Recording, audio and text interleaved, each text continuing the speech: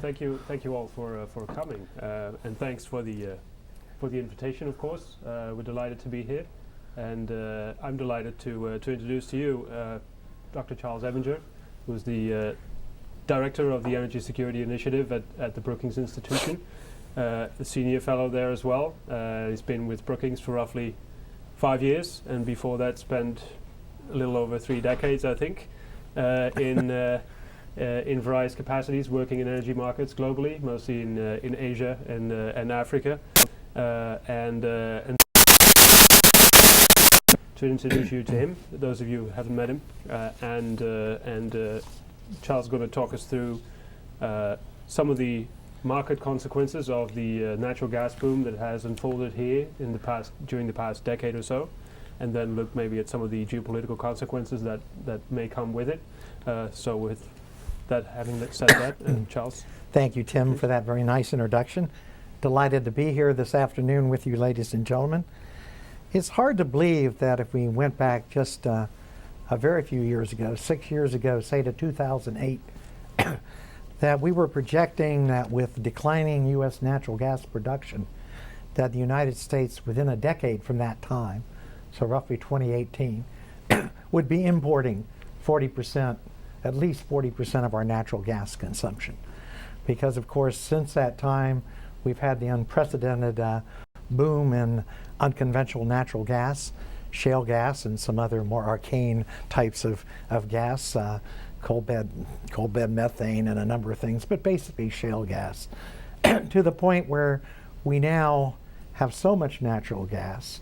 People will argue about the exact numbers, but some people say 100 years supply at current levels of consumption.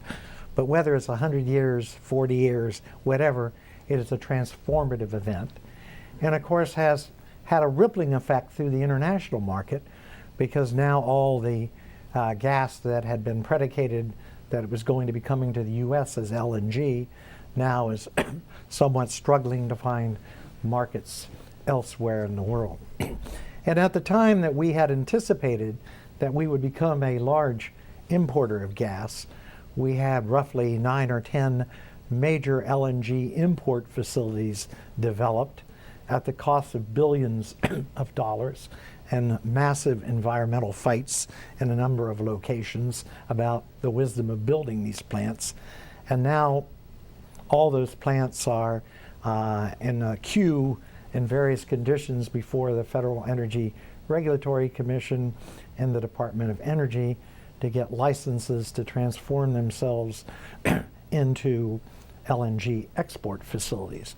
And in addition to those projects that are in the conversion state, we now have, I think by total count, including those plants, something like 21 plants currently before the regulatory authorities in various states asking to be allowed to export natural gas. The boom in natural gas production has been a mixed blessing, because of course on the production side there has been great controversy over the so-called technique of fracking. This is putting down water and chemicals under high pressure down into the shale gas rock to break it up, freeing up gas for the surface. There has been concern because almost all the shale gas is underneath, much deeper than most water aquifers, that when the shale gas comes up through the water aquifers, is there a danger of massive pollution? And in the early days, unfortunately, there were a few fly-by-night operators who did not always exert the best practices, and to some extent are responsible for a lot of the dissent against fracking that still exists today.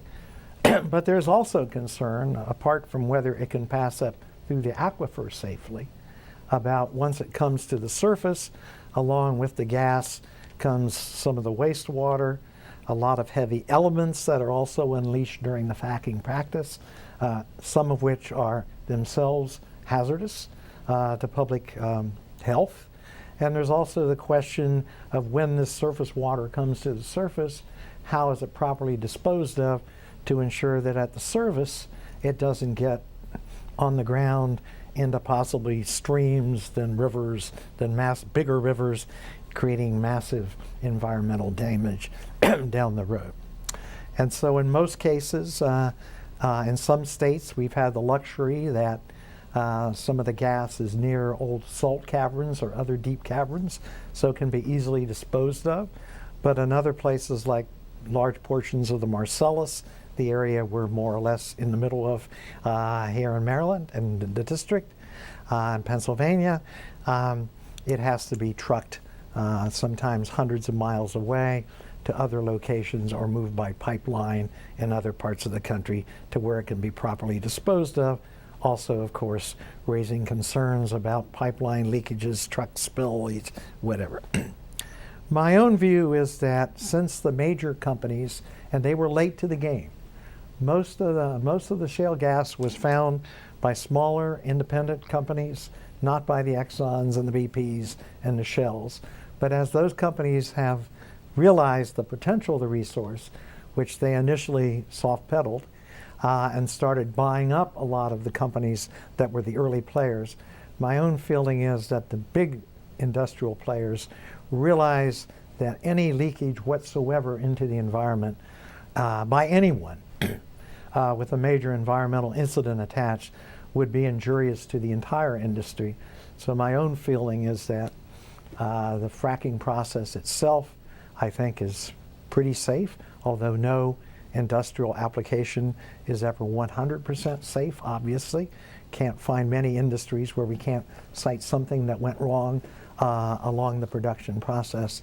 So I think that problem is technically being managed, but the damage has been left behind, or public perception, simply sometimes based on erroneous information, remains and will continue to remain in a number of locations. That's why, we've not seen fracking in the state of New York, although most people believe that New York is prolific with shale gas reserves, but because of concerns that some of the locations of the shale gas would be physically very close to New York City's major water supply. Even in states that allow fracking, we've had some municipalities that ban it nonetheless, even though the state may not ban it outright. So we still have a point of contention here. But despite all this, we have a lot of gas. And a lot of gas has gotten to market. And ironically, to some extent, the shale gas production industry was a victim of its own success, because so much gas was found that it drove the price down to the point where at least the number of fields for a time, particularly when gas was down under $3 an MCF, had to be shut in. And so what you saw during the process where a lot of gas was shut in, the gas that continued to be produced tended to have what we call natural gas liquids, the propanes, the butanes, very high value products associated with the so-called dry gas. And oftentimes it was the value of the natural gas liquids that allowed those fields particularly to continue to be produced. We now have natural gas in a number of locations across the country. Most prominently here again in the Marcellus in the eastern part of the country, but down along the Texas-Mexican border, another huge play. The area known as the Permian Basin, kind of West Texas into New Mexico and some of the other western states, looks increasingly like it's going to be a tremendous bonanza. And we have bits and pieces in many different locations across the country. I'll come back to it in a minute, but the bonanza, far in excess of what people think we can probably utilize in the near term, has reinvigorated the whole debate about natural gas exports.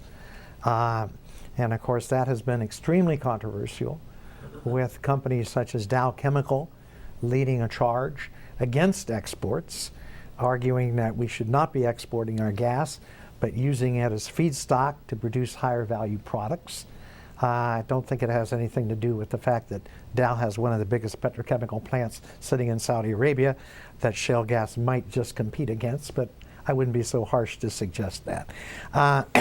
But we've also, of course, had all the producing interests wanting to produce and seeing at least a limited market in the near term, wanting to get the gas out into the international arena. And this has, of course, generated interest by countries that are not as well endowed, wanting to buy our gas, both in Europe, Japan, India, a whole slew of places. Now, I'll come back to gas in a minute, because that is the major topic we're talking about.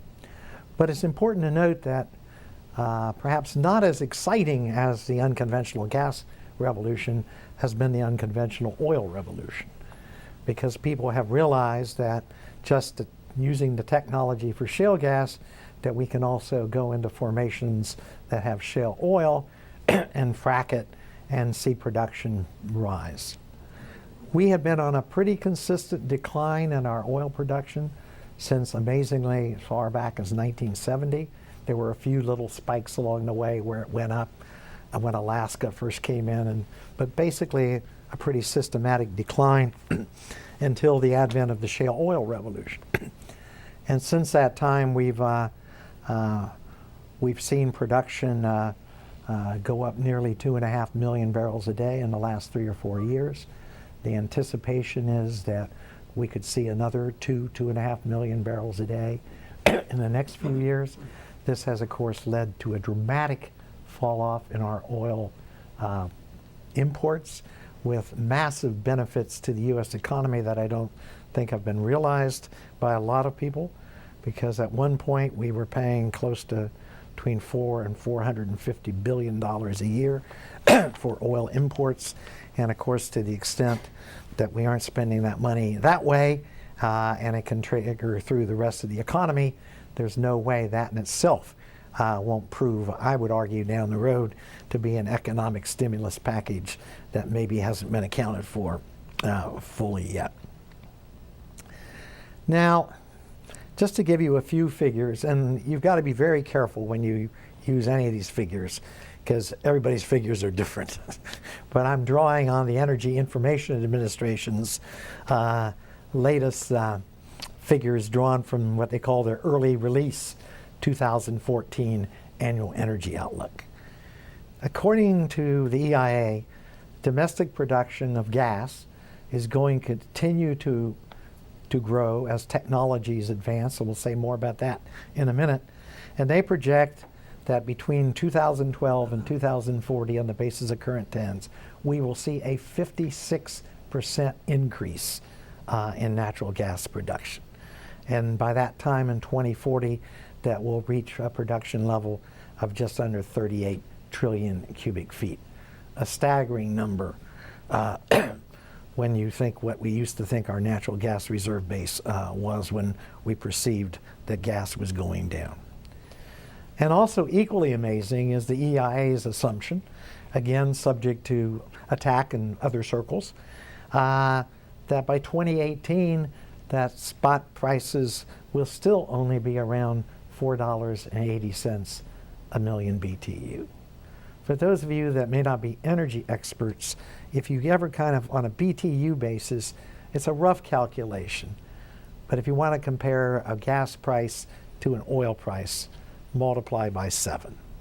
So you're talking about having gas still in the neighborhood of $33, $35 oil. An amazing statistic. And that becomes important as you start thinking about, well, what are people's longer term assumptions? The EIA goes on to project prices around $765 a million BTU by 2040. But if you believe prices are in that range, then you start thinking about where are there new markets for gas that are currently being met by oil.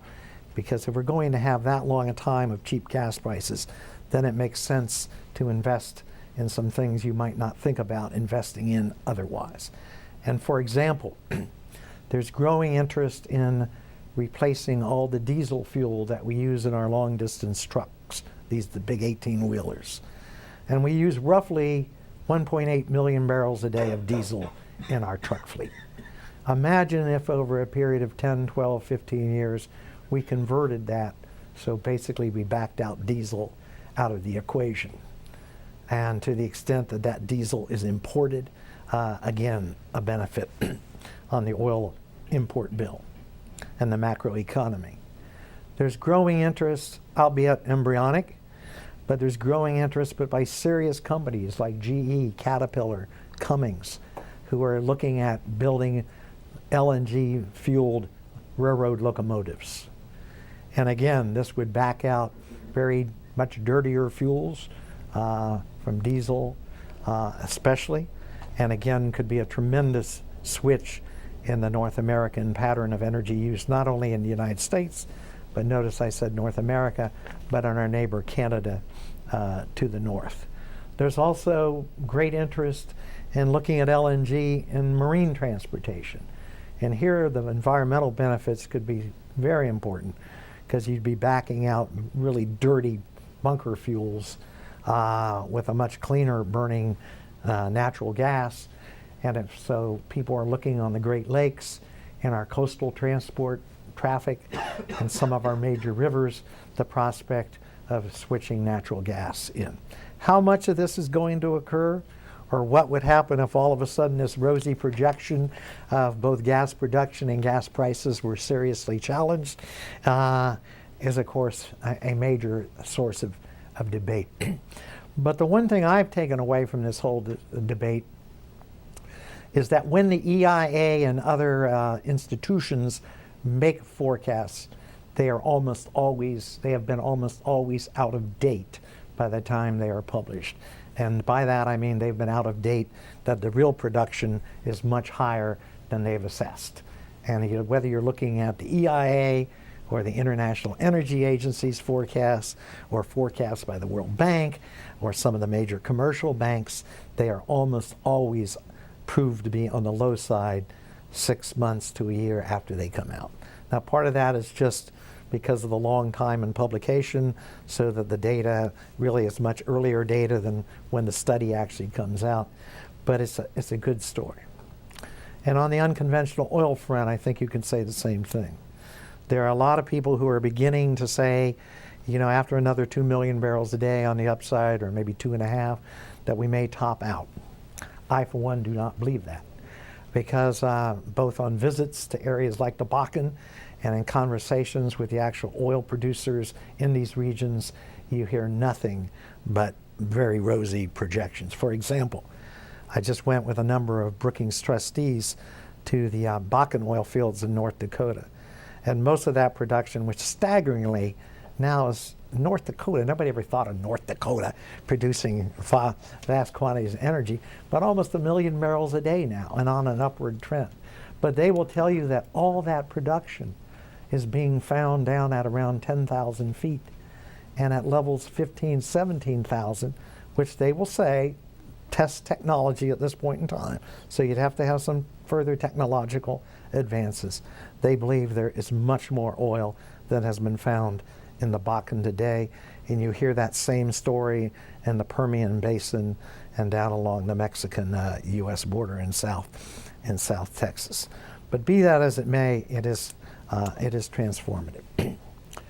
Now let's turn back to the subject of LNG exports, because I know there's obviously been interest in Turkey about getting some of our LNG.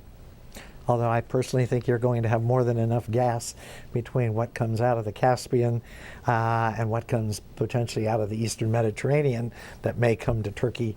And we'll talk more about that in a minute.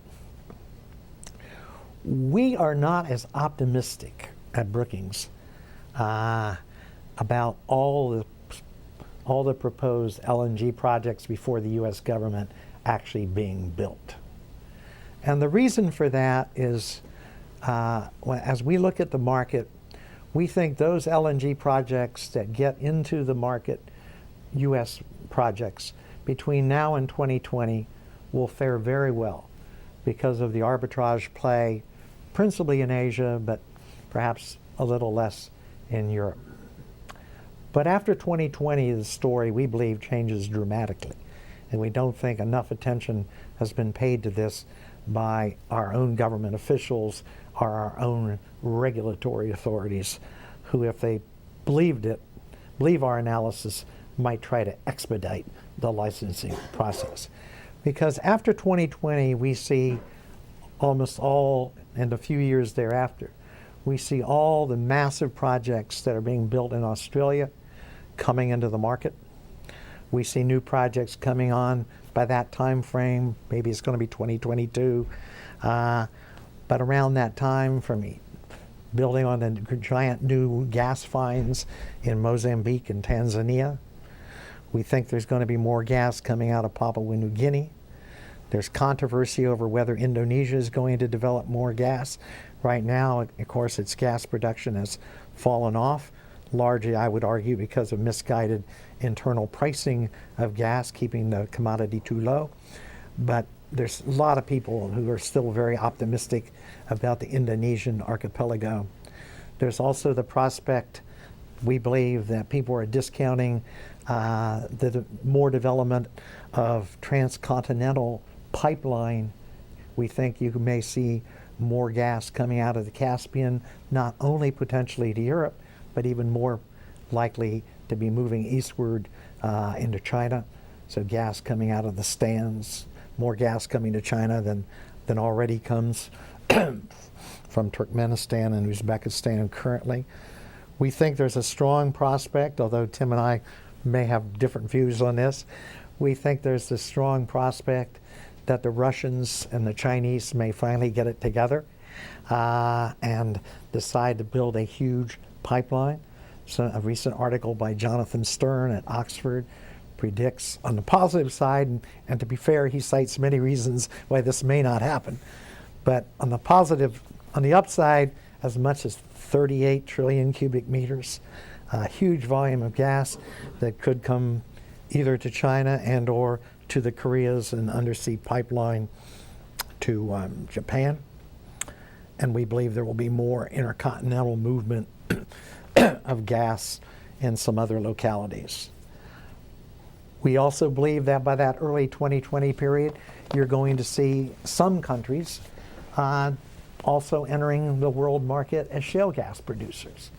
Now, there are lots of reasons why people always talk about China and Argentina, because they are the two biggest, potentially, or among the two biggest, 3 or 4 biggest. Obviously, you hear about problems of China in that a lot of the shale gas is located in remote regions, different geology, deeper than the U.S., lack of water. The same is true in South Africa, lack of water where the gas is located in the Karoo areas, very dry regions of South Africa. But somewhere, somehow, is going to come, some shale gas is going to enter the market. Algeria being a prime case in point. Algeria sits there across from Europe. Although Algeria has so much undeveloped conventional gas, it's not clear what they'll do with their shale gas, but they have huge shale gas resources. Someone's going to enter the market with shale gas.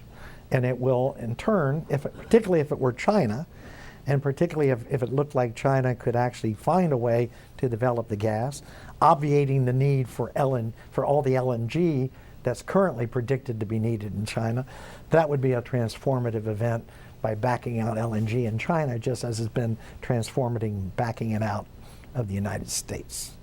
But the big question mark, which we don't think nearly enough people are looking at, is the continued competitive position, particularly in the Asian power market, which will be the fastest growing energy market in the world, for coal. Barring a global agreement on a carbon price on coal, which we do not see forthcoming anytime soon, you now have 10 world-class coal projects as we're speaking that are going to be entering the market after 2020. From countries as diverse as Indonesia, Mozambique, Mongolia, Kazakhstan, and the list goes on. And coal will remain cheap and very competitive with LNG. So this brings us back to the U.S. So after we maybe do, and we can argue about the numbers, let's say we do 8 or 10 LNG projects in the final analysis rather than the 21 currently out there before the regulatory authorities. Increasingly, we believe in this tight market with all these forces I've been talking about, we believe it's going to be very, very difficult to finance the latter projects, even if they get regulatory approval. Because a financier is going to look at these things, most of which hover around $8–10 billion current dollars, is going to look at these and say, can you get a 60% offtake agreement to the developer? And can you get it for 20 or 25 years in this market? And we think the answer will be no. There may be a couple more projects, and depending on how the market evolves, that take the risk of being merchant projects and build, but to build a $10 billion facility on the risk that you can be a merchant player is a pretty, you have to have a pretty strong stomach for a financial risk. There may be a few that do that, particularly if the market opens up more and we see a lot more spot market trades, as some people believe will happen. But as a result, we are far less bullish on the great LNG export market. The final issue I just want to touch on is the whole issue of the oil situation, and coming back to the oil situation in the U.S. Because if the Keystone, actually it doesn't matter if the Keystone pipeline is built or not, but we are on a place now where if the Keystone pipeline is built, we will very likely in a relatively short period of time see a massive glut of crude oil develop in the Gulf Coast market. Because we currently have a ban on crude oil exports, which in my opinion makes no sense since we export petrochemicals and we export gas and we export coal and we export NGLs, but we can't export crude oil. There is going to be, the next big political battle is going to be, should the president lift the ban on crude oil exports? And of course that ban was put on at a time where our domestic production was falling, our imports were rising. Our imports were rising from what were seen to be insecure countries in the world. It makes absolutely no sense to keep this ban on in an era of plenty as opposed to the last 40 years when we've had an energy policy based on the politics of scarcity. There is no scarcity of oil and natural gas and coal in the United States. And they will only be constrained, and some people may believe they should be constrained because of climate change. They will only be constrained if we have public policies that do so. Now, coming to Turkey. Turkey, I personally think, and I'll speak frankly, I think Turkey's in a very, very difficult situation.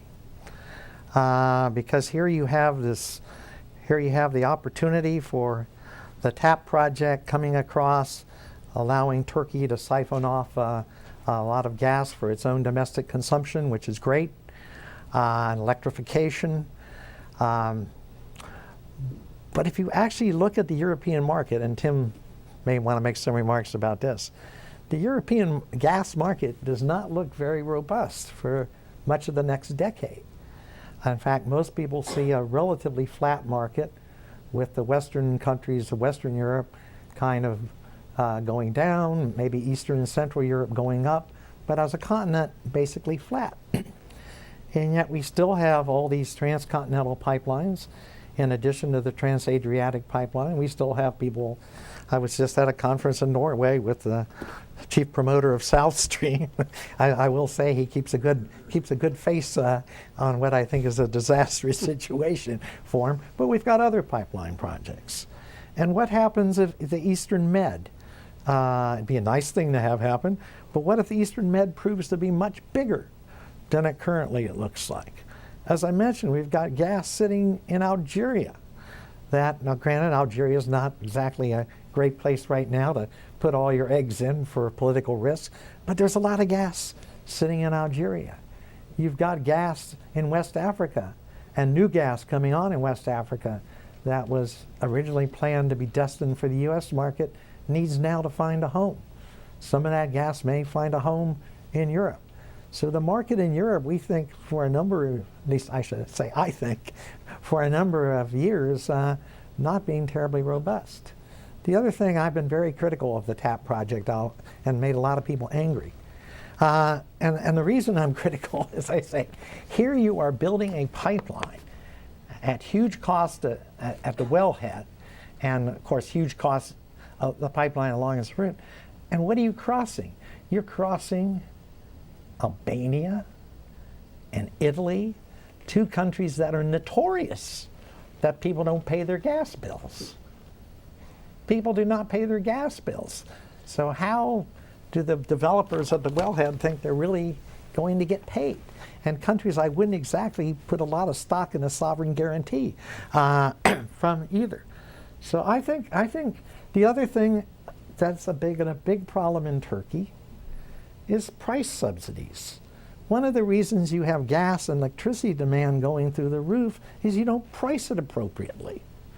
And instead, I did a study a couple years ago on the prospects for atomic power in Turkey, and I have no doubt that Turkey's going to probably need some nuclear plants, but maybe not all the ones that are talked about if you had rational electricity pricing holding down demand, put a lot more effort into demand side management and energy conservation, energy efficiency. You might just see both your gas and electricity demand at far lower levels than are projected in most government forecasts. So let me cut off there and be glad to open it to questions on anything I talked about or whatever else might be more on your mind. Thank you very much. Sounds excellent. Thank you. Thanks, Charles. I'm not gonna speak at this stage. I think I'd be very interested to hear what people in the audience think or what questions they may have. So if you'd please state your name and affiliation, that would be great, and keep it short. Then we can all have a turn, please. 1, 2. We can get here. Okay. Oh, you want to start there? That's fine. We'll get back to this gentleman in a minute. Sorry. Yeah. We'll try to get to everybody. Yes, that's an extremely interesting presentation. I must say, my name is Ziad Al-Haddad. I'm the former Director of Operations at the World Bank. You mentioned the World Bank. And for 30 years of my career, I have been an energy specialist, particularly. I am intrigued by the use of the word boom in your title. As a former natural gas engineer, I would be apprehensive. Anyway, but my question relates to the other side of foreign policy. You've spoken about the effect on price, and I take your point, markets and so forth, obviously affected by the price. And the boom which is occurring, I use the word boom again, is obviously going to have a detrimental effect on the markets if things are not done. The other side which I would like to touch upon is the carbon footprint, the environmental footprint of the US. Now that is substantially high, if you like, on a per capita basis globally. And my question really is that in the interest, with the foreign policy interests of the United States, would it not be beneficial to actually export some of the technology of shale gas, in which the US is an unquestioned leader, to some of the other countries like China, to enhance their production and thereby help reduce the carbon footprint of the United States? So this is the other side of the question. I'd love to hear your views on this. I've suggested this to Daniel Yergin and a number of places. I, in fact, intend to suggest it once again at your alma mater. I'll be talking at Fletcher on the 4th, and we'll put it up there again. But let me hear your views now. Well, the U.S. has, in point of fact, had a very active program in both the State Department and the Department of Energy on trying to bring shale gas producing countries' technology to China and elsewhere. The problem that we confront is, of course, that the U.S. does not have a national oil or gas company. And so to attract people, they have to try to forge business opportunities between the American private sector and whoever is responsible for. But I think you would find that there have been, you may know more the correct number of countries, but I think there have been something in the neighborhood of 12 to 15 countries that we have actually taken shale gas delegations to, of the producers and drillers, to try to help these countries with the technology. The one thing I'm kind of always astounded by, though, is the amount of people we have come through our office, be they Indians, South Koreans, say, Well, we just had a meeting at the White House, and the White House says they favor, giving us shale gas. And I have to explain to them, the White House doesn't have shale gas to give you. If you want shale gas, go talk to some of the producers or the LNG people or the pipeline people and sign an agreement. And of course, a lot of foreign companies have done exactly that, particularly the Japanese and to some extent the Chinese and the Indians. But I think you'd find that the U.S. actually is leading the charge for this. Now, on the carbon footprint, I'm personally worried because, shale gas has been a great story for carbon reduction in the United States because we've backed out so many old coal-fired plants with natural gas, and we're now at the ironic thing that we'll probably be one of the few countries that had we signed the Kyoto Protocol that we would have actually met the reduction targets. But at some point in time, after we've backed out all the coal we can back out, and particularly if we move towards a gaseous transportation fleet, at some point in time the benefits are going to cease and our carbon footprint is going to go up. When you ask people that, they kind of say, well, that won't happen before 2040, 2045. Well, if you go back to Dr. Sokolow's theory at Princeton, the wedge theory, by 2050, we're supposed to have cut and be on a reduction course. If we don't get around to thinking that we need to do anything until 2045, it's too late. And so I am worried about the unconventional oil and gas revolution worldwide, particularly if it takes off in a number of other countries, what it means for efforts to deal with carbon longer term. But I think the U.S. does realize that on a foreign policy level that there is a benefit of helping countries in the near term, and particularly to make sure that all the environmental best practices that we've learned along the process are employed, and we don't have someone running off and doing it wrong and creating an environmental disaster. Because I think that would ripple back on the U.S. even if it were shown China used a poor practice, it's still going to ripple back on the industry worldwide. I don't know if that answered your question. Sure, thanks. Yeah, my name Abraham Abdul, retired Foreign Service. Thank you so much for your interesting and thoughtful presentation. For the sake of completion, could you please comment on a major oil discovery, natural gas discovery in the eastern Mediterranean by Israel, which couple of trillion of cubic feet of natural gas, which could obviously change the balance of energy in the Middle East, and if peace breaks out, it could potentially also help Turkey. I think that's worth mentioning. And also, what do you think about the bargaining power of OPEC? To what extent OPEC can control energy prices by, again, exerting their cartel power as a competition for natural gas? I'm going to turn to Tim. That's okay. I was going to, so the gentleman next to you, your neighbor, was patiently waiting, and so if you would, maybe we can do one more question and then, Okay. Is that okay? Yeah, my name is Paul London.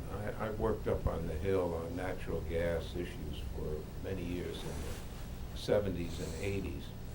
And I taught a course on energy politics. And I wonder if you would talk a little bit more about American policy in this area. I used to say, look, there were all these different proposals in the energy area, but the principal political issue was always the price of oil and the price of gas. And I wondered if you would talk about the politics as it stands now, some of the regional differences and things of that order. Do you want Thank to you. try the East Mediterranean gas since you've been working on that? Sure. Yeah, sure. Do you want to? Okay.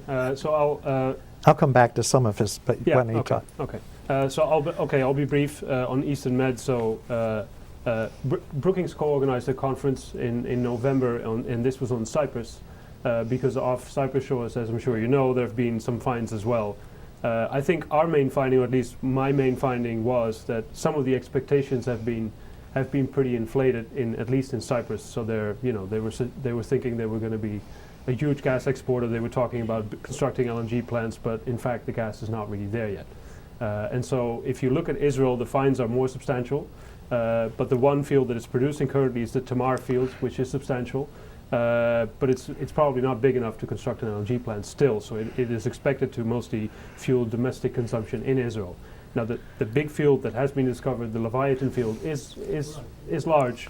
It's not producing yet, and I would say that because of the large political risk in the region as such, there's a lot of uncertainty for investors whether and if so where they could sell some of this natural gas were it eventually to be produced.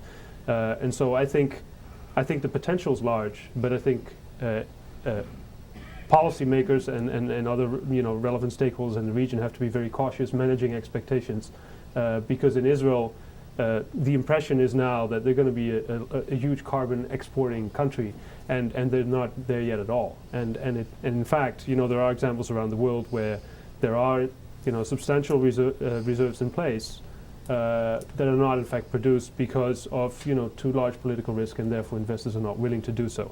So I think it's my impression that in the Israel case, regionally this could be very, very substantial, but there's a number of bridges to cross before that will actually happen. So the uncertainties, I would say, are large as well. I would just add to that, and then we'll get to your question. I would add to that, a big debate about, particularly if it's large, exporting maybe up to Turkey, but also using it as part of the peace process. Because any of you who know that part of the world know that Palestine has absolutely no energy resources and will never be a viable state without them. So the logical question is it in Israel's interest if we get a two-state solution of having gas move there? Jordan's an energy basket case and talking about building a nuclear power plant, which it can ill afford. But gas could be a boon to the Jordanian economy. Obviously Lebanon and Syria, looking longer term, hopefully Syria will someday be stabilized, but they both need energy. Syria used to have a lot of oil, but it's done a good job destroying its infrastructure. So it could play a major role in the region. Also Egypt. Now again, Egypt's destroyed its gas industry because of poor pricing policies.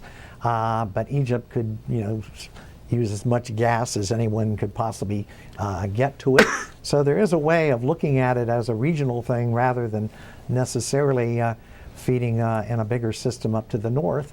But as Tim was saying, from a geopolitical standpoint, it probably makes more sense to ship it up to Turkey than it does to deal with this regional thing. In terms of OPEC, I personally think OPEC's... By the way, the only oil in Israel and Lebanon, it's a joke, is olive oil.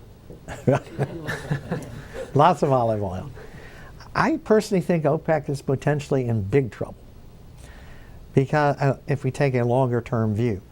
Because as I look at the world oil market today, we have roughly 3 to 3.5 million barrels a day of producible oil shut in for a variety of reasons. Conflicts in Yemen, South Sudan, parts of Nigeria near civil war conditions. But if you go around to where Libya, you go around 3 to 3.5 million barrels a day largely shut in. Let me posit, what happens? It may sound far-fetched, but what happens if we really do get a breakthrough with Iran? And within a year or two, we start getting Western technology into the Iranian oil and gas fields. Iran used to be the second largest producer of energy in OPEC, oil, huge natural gas reserves. And what happens if we really can get Iraq stabilized? And some of the higher numbers, some of them I think are pie in the sky. You hear numbers 8, 10, 12 million barrels a day, but let's say it's even 7 or 6. A lot of that 3.5 million barrels a day shut in comes back into the market over time. It'll dribble in, dribble out. That is a lot. The North American boom continues beyond what some people think it might. As I said in a talk not long ago, I said I can make a forecast that I believe you'll see $70 oil before you see 150. And I'm not sure 70 is the downside, is the real downside. It could go lower. And when you look at what these countries need, people always say, well, Saudis are the low-cost producer. You know, if we get in a crisis situation, they'll cut production to try to stabilize the market. I think people miss the mark that it's not just a question of how much revenue the Saudis need for their own domestic economy. The Saudis need a lot of money for all the subventions they pay to various groups to keep the lid on. And most people think, you can argue about it, but most people think that's $90 to $95 a barrel. It's certainly not $60 a barrel. So if you really get in a price war because these things would come to pass, of course, you have to assume what you think is going to happen in the world economy. If the world economy is strong, maybe it can be absorbed. If the world economy remains weak, you got a lot of problems. On a geopolitical standpoint also, you know, 90% or more of the world's oil and gas demand between now and 2035 is in Asia. Europe is not going to need much oil from the Gulf. North America is not going to need oil. Now, what does that do to the geopolitical equation when the U.S. has always been the dominant guarantor of oil in the Gulf? We're split down the middle at Brookings. Some of my colleagues, more strategic people, say it doesn't change anything. You know, Israel's our ally. We don't want to see a crisis in oil prices because of a conflict in the Gulf, because if that hurt our allies, it would come back to ripple on us, and our prices would go up too. But I'm not so sure that if we actually ever get serious about our budget deficit, and you have to choose as a congressperson, do I vote for a new aircraft carrier or do I vote for a popular program at home? I look around the country, I think this country's going protectionist big time. We spend too much time on the East and West Coast talking to elites, and we don't talk to how people are feeling. They don't care what happens in the Persian Gulf. Most of them don't even know where the Persian Gulf is. I mean, this is a serious problem that nobody on the coast really wants to talk about. Why do you think we see all these very conservative people emerging, actually in both political parties? Nobody wants another war in the Gulf after the lessons of Iraq and Afghanistan. Can you imagine telling the American people we had to go to war again over oil? I think the president would be impeached if he tried to do that, or there would be a very strong chance of it happening one way or the other. So I think OPEC's in trouble. I don't think they know they're in trouble. I don't think they realize the gas revolution worldwide, if it really takes off, how that's going to eat into demand for oil. They too have suicidal pricing policies for gas and electricity. They subsidize it so much that they're eating into their oil exports. Saudis now are using almost 2 million barrels a day of oil for electricity production because they basically give it away free. And they aren't giving it free away to the Bedouins.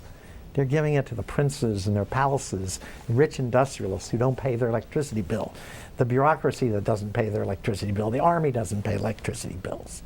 So, but they are on collision course, even worse in the Emirates, we believe. But they continue to believe that they can do this, and they also will tell you when you say these things to them, they'll tell you, in the wake of the Arab Spring, we don't dare cut the subsidies. And maybe that's true in one or two countries. But as the Gulf-wide region continues these policies, it's going to be very difficult for them to keep up their export potential unless Iran and Iraq do indeed get stabilized and come on big time to make up for the loss of the other states. Please. Yep.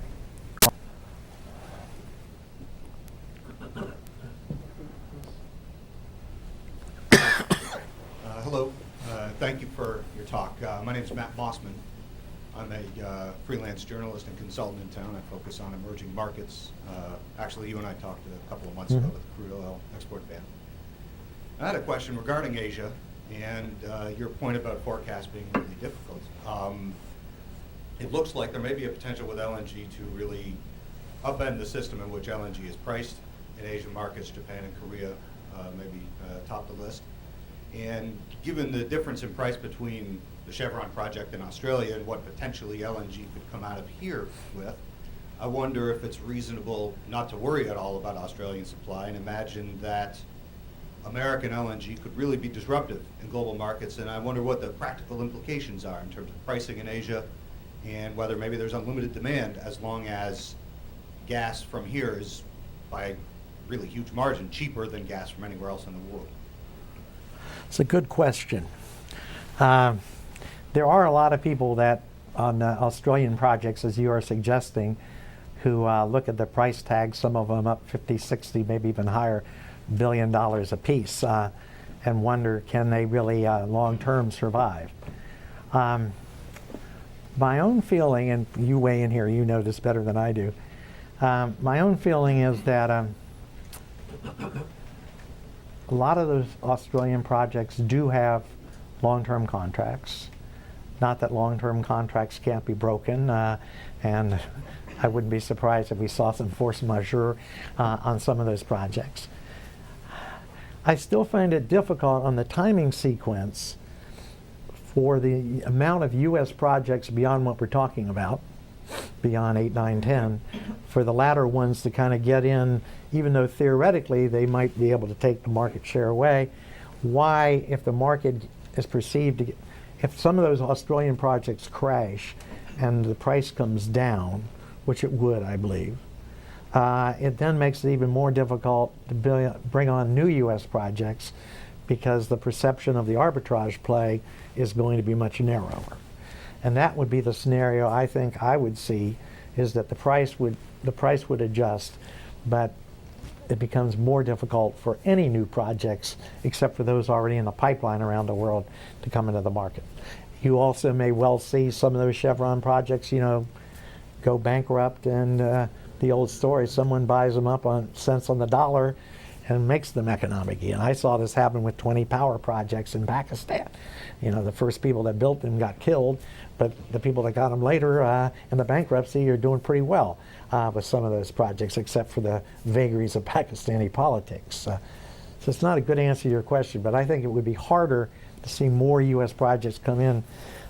Some of the people I respect the most is a guy named Jim Jensen, who's been working on LNG since I entered my professional career. I think Jim's pushing 90 now. But he was Mr. LNG on the first set of Indonesian projects, has his own consultancy up in New England. He does not foresee a major convergence of global gas prices. And I think that's the view of most people, although there are some out there who do believe that prices may converge globally. Mm-hmm. Yeah, I would. Okay, we want to round up. Do we have time for one more question, or we want to round up? Is that the? Might be okay. One more question. Yeah. Okay. So, gentleman in the green shirt was. Thanks. This is Volkan Emre from World Energy Security Analysis Platform. My question is about Kurdish energy resources. What is your opinion on the U.S. geopolitical interest and the strategy in the future of Kurdish energy resources? And how do you evaluate natural gas and oil developments in the northern Iraq in the early 2020 period in the context of Turkey's and Europe's energy security concerns? Thank you. Excellent questions. I spoke briefly about, Iraqi oil, but as you are suggesting, Iraq is sitting on as is Iran, sitting on a mountain of gas, and the question mark is, where is there going to be the market for it? I don't believe in the and Tim may weigh in here, he's the expert on Europe. I don't believe there's going to be a market for Iraqi gas, a big market in Europe, or transiting. There may be a significant market that Iraqi gas could, at least in some reasonable volumes, come into Turkey and help with the Turkish gas situation. But I don't think you're going to see a huge new pipeline come into the market bringing Iraqi gas up to Europe, just because European demand is going to be very flat. So I think the demand for a lot of Iraq's resources, in gas included, will also be in Asia. I think they'll be having to look at exporting down through the Gulf. Obviously, there's a tremendous demand for Gulf gas in India. There's a tremendous demand for Gulf gas in Pakistan, and those are virtually unlimited. In terms of any foreseeable supplies that anybody's talking about. How those two countries will pay for it is a big question mark.